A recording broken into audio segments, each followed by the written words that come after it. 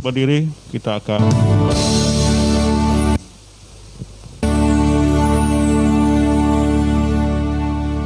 pertolongan kita datang dari Tuhan yang menciptakan langit dan bumi, yang tetap setia memelihara dan tidak pernah meninggalkan perbuatan tangannya.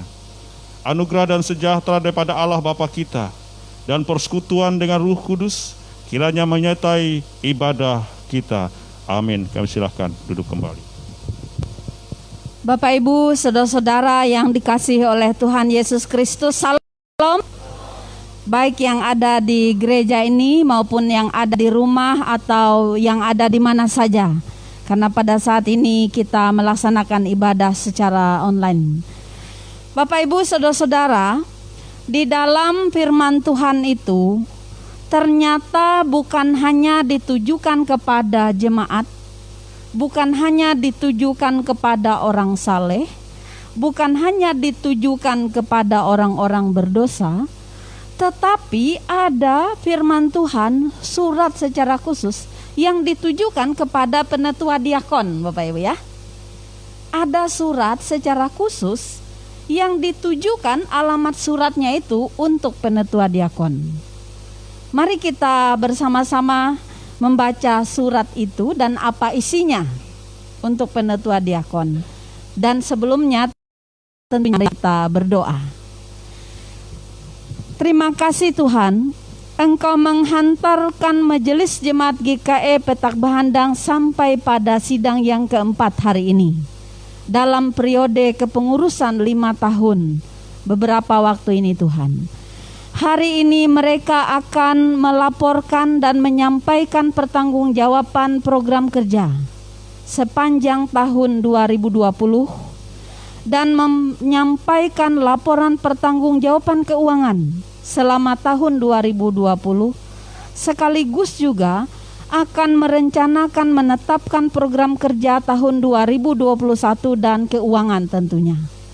Kami sangat bersyukur penyertaan Tuhan begitu nyata sampai saat ini, sehingga jemaat ini diberkati oleh Tuhan dalam tugas tanggung jawab, terutama kepada penetua diakon. Hari ini kami akan membaca surat secara khusus yang ditujukan kepada penetua diakon, tentunya firman Tuhan. Urapi dan berkati supaya kami mampu memahami isi surat ini, yang tentunya di dalamnya firman Tuhan, sehingga kami sungguh-sungguh mampu melanjutkan tugas pelayanan kami 1 tahun ke depan dan tahun-tahun berikut. Berfirmanlah ya Tuhan, kami siap untuk mendengar. Dalam nama Tuhan Yesus kami berdoa. Amin. Bapak Ibu saudara-saudara, kita membuka kitab Filipi. Di sana jelas sekali Bapak Ibu tujuan surat dan firman Tuhan ini untuk penetua diakon. Nah ini dia. Filipi pasal yang 1. Filipi pasal 1, semuanya tentunya kitab Filipi ini. Tujuan suratnya adalah untuk orang kudus dan juga para penilik jemaat, penetua atau diakan.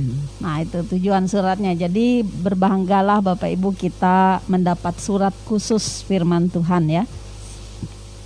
Yang hari ini kita akan bersama-sama merenungkan hanya satu ayat, yaitu di dalam Filipi pasal 2 ayat yang keempat. Filipi pasal 2 ayat 4. Mari kita membacanya bersama-sama. 1, 2, 3.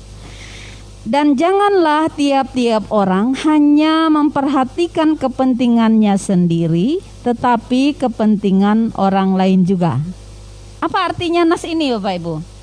Nas ini ialah bahwa kita ini penetua diakon pendeta itu jangan ngomel. Kalau ada pelayanan, kalau ada padat ini itu dan seterusnya. Karena kita ini sudah digariskan dan dituliskan untuk memperhatikan kepentingan orang lain. Makanya dalam setiap pemilihan penetua diakon, kita selalu di sana ada ditanyakan, apakah saudara bersedia melakukan pelayanan ini? Kalau kita sudah mengatakan saya bersedia, berarti kita harus bersedia juga untuk membagi diri kita. Bukan untuk kepentingan kita, tetapi untuk kepentingan orang lain juga. Bukankah selama ini Bapak Ibu sudah menerapkan firman ini? Selama ini Bapak Ibu ya, Bapak Ibu sudah menerapkan firman ini selama ini, bahwa Bapak Ibu tidak pernah mengabaikan kepentingan orang lain. Dalam hal ini tentunya bukan berarti gila-gilaan, karena kita juga diberi tanggung jawab oleh Tuhan memperhatikan kehidupan pekerjaan kita yang lain, karena pekerjaan kita yang lain juga memerlukan waktu dan juga konsentrasi yang sama dari kita. Tapi sampai hari ini Bapak Ibu kita bersyukur, sepadat-padatnya pekerjaan di kantor atau di mana, sepadat-padatnya atau seheboh-hebohnya katakanlah demikian kesibukan di rumah, tetapi tidak terasa Bapak Ibu ya, kita mampu melaluinya. Bapak Ibu, ngomong-ngomong penetua diakon ini gajinya berapa? Nah itu dia. Itu dia Bapak Ibu. Sampai hari ini dicatat, baik di dalam firman Tuhan, sampai di gereja kita, tidak ada yang namanya gaji, atau honor, atau insentif penetua diakon.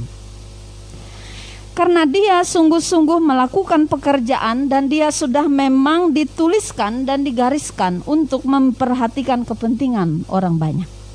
Banyak judul-judulnya Bapak Ibu ya.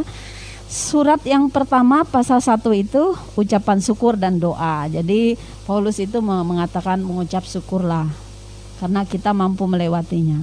Dan jangan lupa kita berdoa. Kemudian juga diingatkan di masih pasal 1 judulnya kesaksian Paulus dalam penjara. Oh ternyata Bapak Ibu, Paulus itu memberitakan firman Tuhan sampai masuk penjara. Lalu kita bandingkan dengan diri kita, kira-kira lebih ganas yang mana? Atau lebih sulit siapa? Ternyata lebih sulit Paulus dibanding kita. Kita lebih ringan karena kita hanya meneruskan pelayanan Paulus sebenarnya. Paulus itu kan mengawali dia sampai dikejar-kejar orang, dilempar batu, masuk penjara.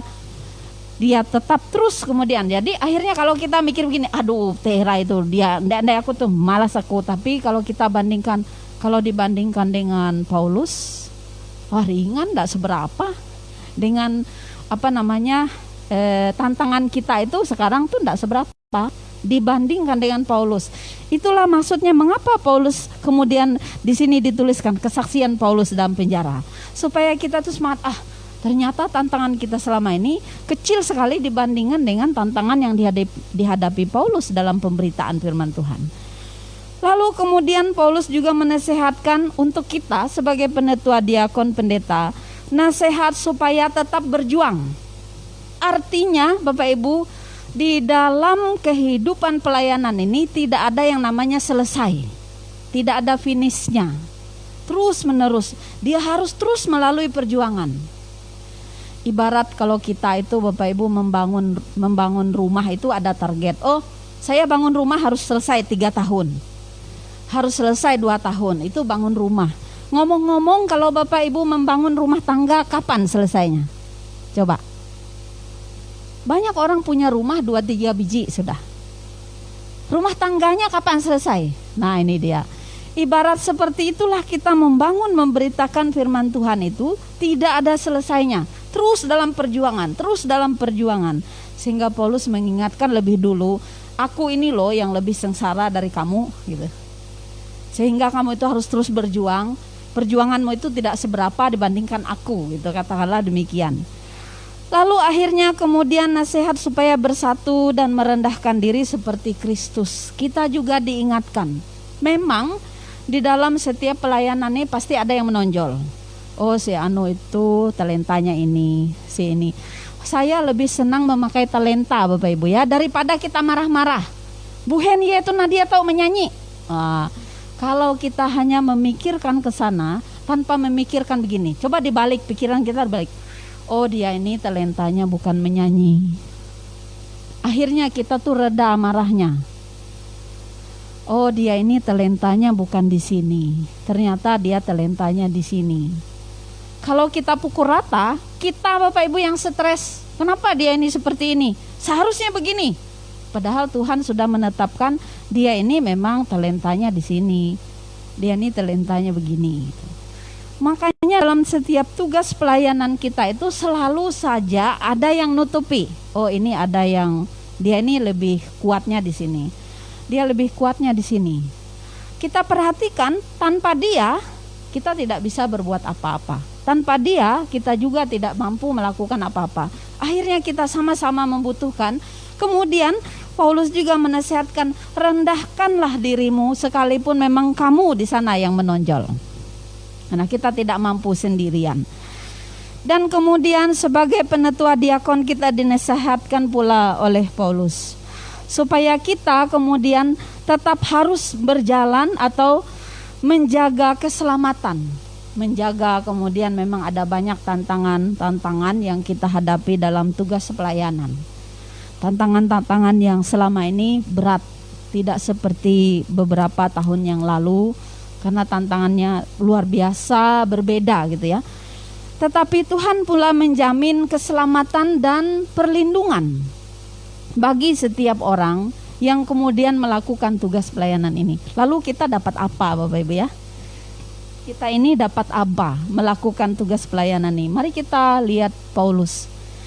Paulus dapat apa? Dia sampai dia bilang begini, kalau Tuhan nanya, kamu mau hidup atau mati?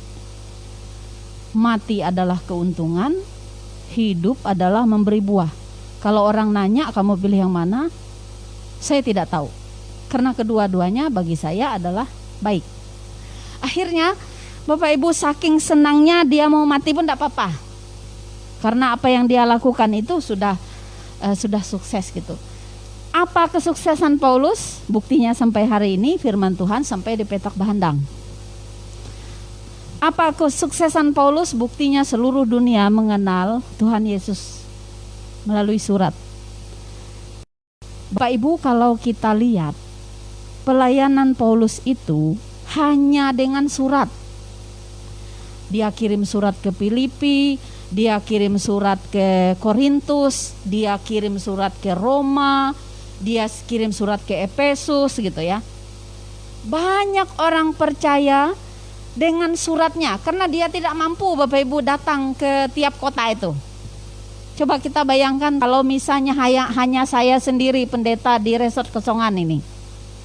Berapa tahun kita bisa bertemu sekali dalam setiap jemaat yang ada di kawasan resort ini. Sehingga sekarang karena kemurahan hati Allah menggerakkan setiap orang sehingga setiap jemaat sudah ada pendetanya gitu ya. Jadi pelayanan itu semakin maksimal, segala sesuatu berjalan dengan baik. Dengan hanya melalui surat, perkembangan pemberitaan Injil luar biasa, apalagi kalau ada petugas ataupun pekabar Injil yang tinggal di sana. Kita melihat bagaimana Allah bekerja secara luar biasa. Nah, kita melihat bagaimana Paulus sendiri membuat surat. Bapak Ibu, kalau kita baca surat Paulus ini kadang-kadang ada yang kasar gitu ya. Kadang-kadang ada yang lembut, kadang-kadang ada yang memuji-muji atau apa gitu. Itulah kehebatan dia ya. Supaya setiap jemaat yang membaca suratnya ini merasa takut, merasa semangat, merasa juga oh iya benar juga lah saya ini orangnya begini-begini. Dan inilah kuat kuasa kemurahan Tuhan Yesus Kristus. Kembali ke ayat yang tadi.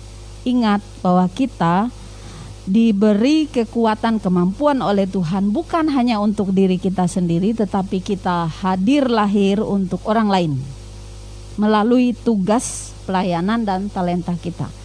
Kita lahir untuk kebahagiaan orang tua yang pertama ya. Orang tua kita itu menambahkan wah anak saya lahir. Ini lahir kita wah bahagia mereka. Kemudian kita juga diharapkan oleh orang lain dalam komunitas kecil, komunitas yang lebih besar, sampai komunitas yang luas. Sangat diharapkan, apalagi orang-orang Kristen tentunya diharapkan menjadi orang-orang yang sangat berguna atau menjadi berkat, katakanlah demikian. Oleh karena itu, mari Bapak Ibu jangan kendor. Kita terus berjuang dalam pelayanan ini. Karena di antara sekian banyak manusia, hanya beberapa orang saja yang dipilih oleh Tuhan menjadi penetua diakon. Hanya beberapa orang saja. Sekian ribu juta miliar manusia, hanya beberapa orang saja. Kita bangga dan bersyukur dipilih oleh Tuhan menjadi berkat bagi orang banyak melalui talenta kita masing-masing. Oleh karena itu marilah Bapak Ibu kita berdoa